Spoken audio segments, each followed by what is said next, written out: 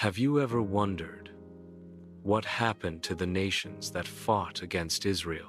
From Egypt's mighty Pharaoh to the unstoppable legions of Rome, the Bible tells of kingdoms that rose against God's people only to vanish into dust. But the story doesn't end there. It begins in Egypt.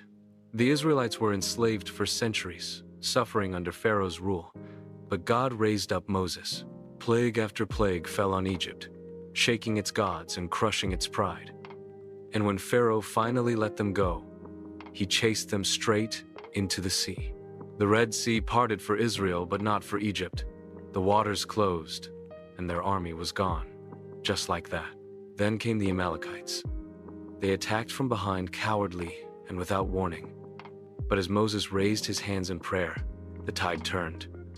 Israel won, and God declared that Amalek would be erased from history. And in time, they were.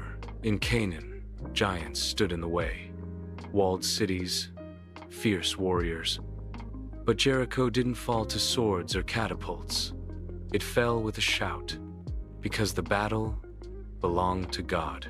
The Midianites came next. They devoured Israel's land and left them starving. But God chose Gideon, just a farmer hiding in fear. With only 300 men, Gideon's army shattered Midian's forces using nothing but torches and trumpets.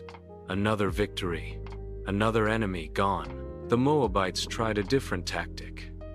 Their king hired a prophet to curse Israel. But no matter how hard he tried, he couldn't do it.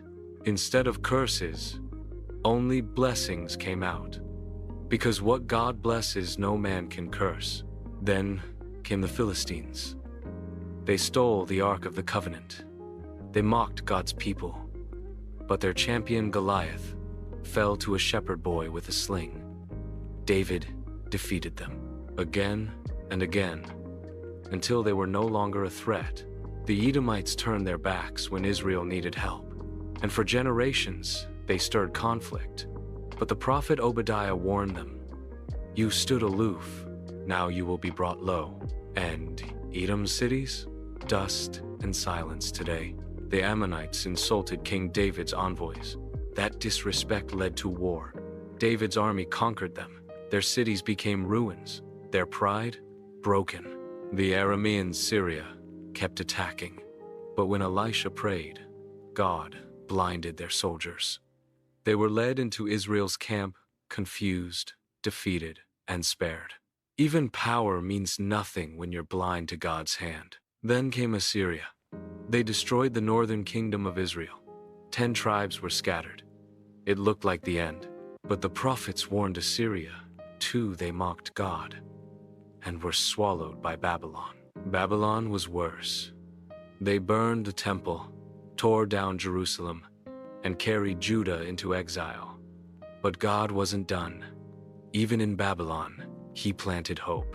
Because Babylon fell, just as he said. Then, a miracle.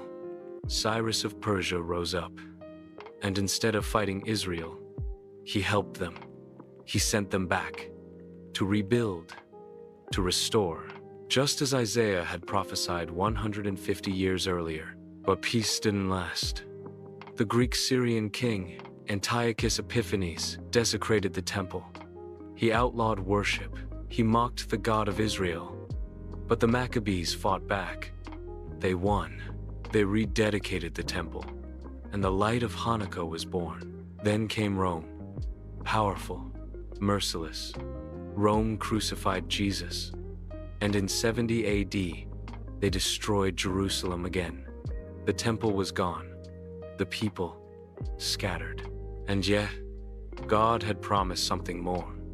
In Deuteronomy 30, he said, "I will gather you from the nations and bring you back." And in 1948, Israel was reborn, a nation resurrected after 20 years. So, what happened to the nations that fought Israel? Egypt, fallen. Babylon, ruins. Assyria, erased. Rome, just history. But Israel, still standing. Because no empire outlasts the plans of God.